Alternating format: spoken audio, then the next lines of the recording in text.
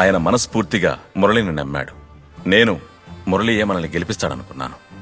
అన్ని రూల్స్ నాకు తెలిసినా కూడా మురళిని బయట నించోబెట్టింది ఆయనకు ఫుల్ కాన్ఫిడెన్స్ రాకుండా చివరి వరకు మురళిని పూర్తిగా నమ్మాలని. మా అందరికంటే మురళినే పెరెడ్ చాలా బాగా చేస్తాడు.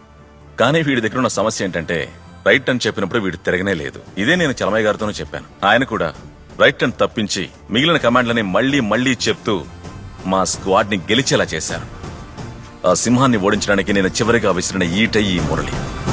సూపర్ మావా, మాతో కూడా చెప్పలేదు, అదన కొట్టేశావురా.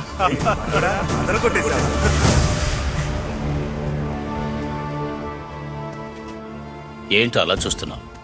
నువ్వు పోలీస్ అయ్యావు, పోరా. నిన్ను ఓడించాలనేరా ఈ గ్రౌండ్లో అడుగు పెట్టాను. కానీ నీ మొహం చూస్తే నాకు ఓడించాలనిపించలేదు. నీ జీవితానికి ముందు నేను పెట్టుకోబోయే స్టార్ గొప్పగా అనిపించలేదు.